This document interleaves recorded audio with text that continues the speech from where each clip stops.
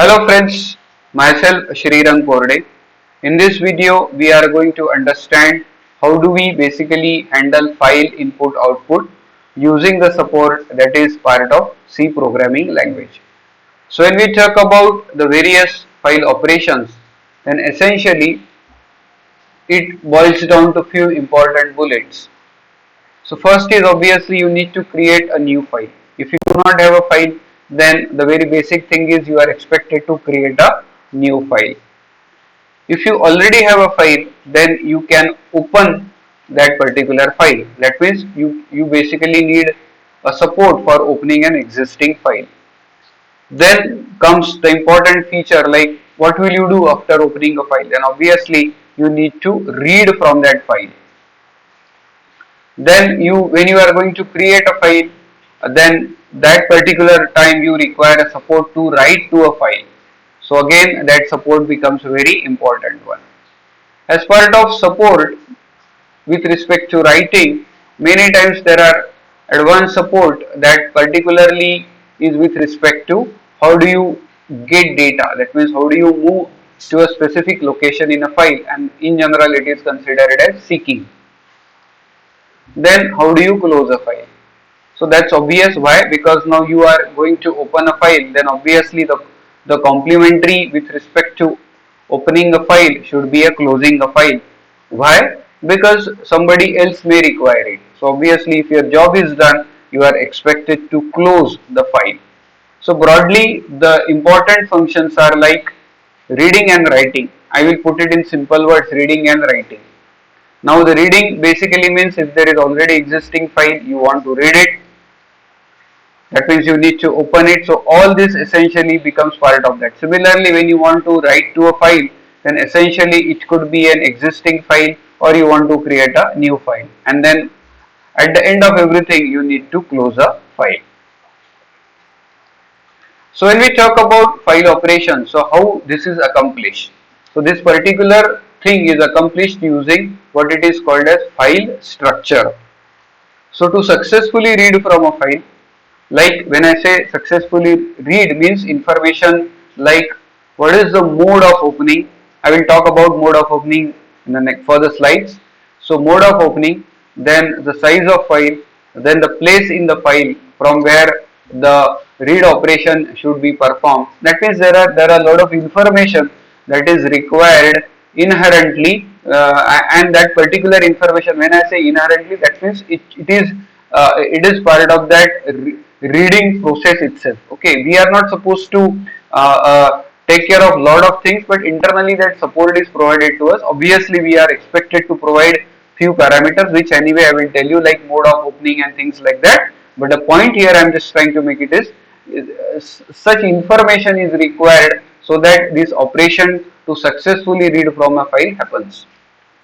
So all this information which I am now trying to tell you is basically it's an interrelated information, and all this information is gathered by a function called as fopen, and essentially like that function is basically using this along with a structure which is called as file structure. Okay, so all this information is interrelated. That's an important point, and all the info is gathered together by fopen. That's the function which is used in a structure. Why? Because when a function is used, then it essentially makes use of this structure called as file. So name of the structure is itself file. So please note it. That's why it is put in red.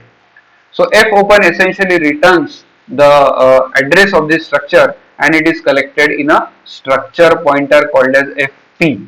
That means essentially it's a pointer to a structure because it's returning you an address. So basically it's a pointer to a structure, and that particular thing is collected in a fp. Okay, so essentially fp is file star fp. Essentially it's a pointer to a file structure. So this file structure is part of or is defined in the header file stdio.h.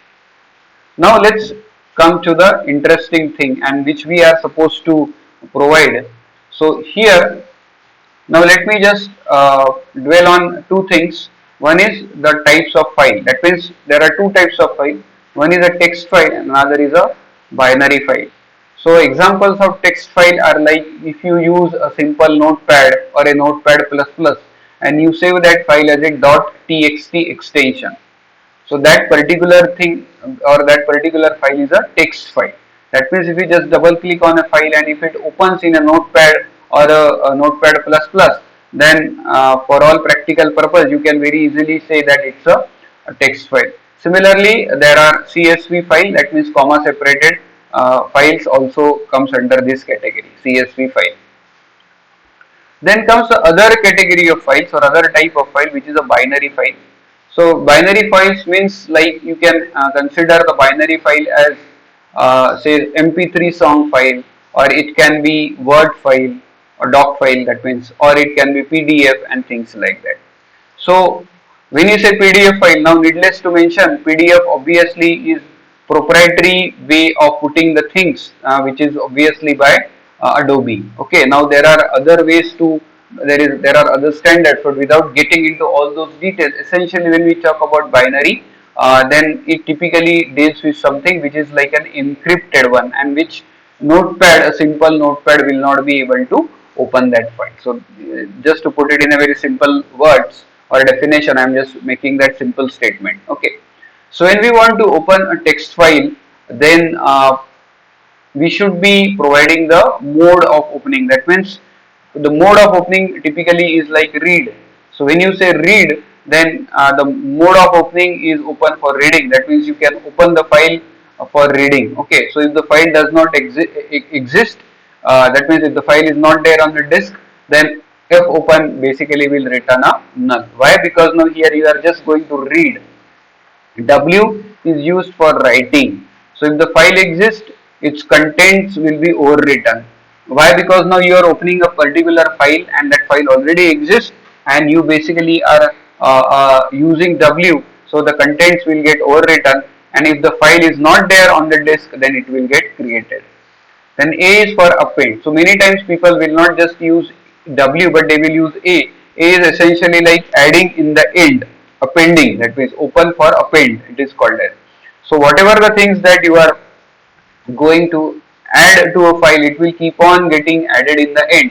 So obviously first time if you do, then that itself becomes the entry or the starting one, and then it will keep on adding. So data is added to the end of the file. If the file does not exist, then it will be created. Then there is something called as R plus. Okay, so it is basically useful if you want to open a file for both reading and writing. So if the file does not exist, then F open returns null. Then W plus basically is for open for both reading and writing.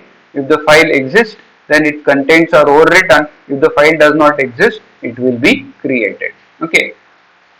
Then comes A plus, so it's open for both reading and writing, and then if the file does not exist, then it will be created. So there is a very subtle difference with respect to W plus. Okay, when you say R plus, W plus, or A plus, then essentially the file gets open for both reading and writing. Okay, so many times it confuses people, but if you get habituated to using these modes, then it becomes easy to use. Okay.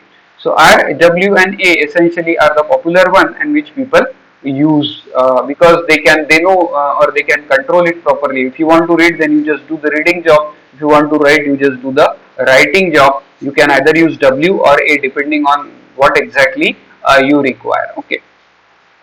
Then comes similar modes with respect to binary files. The only difference is you just are going to mention RBB, that means B will be there every time.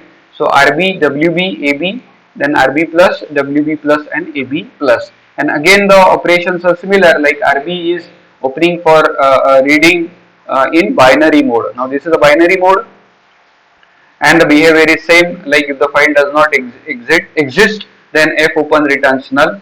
Then WB again open for writing in binary mode, and then AB is for append in binary mode, and RB plus again both reading and writing in binary mode.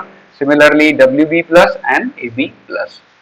So this essentially is a quick overview with respect to file. That means the two things are important. One is obviously the file structure itself, and then the corresponding function which I just mentioned about fopen, and we are going to see that when we actually develop the code.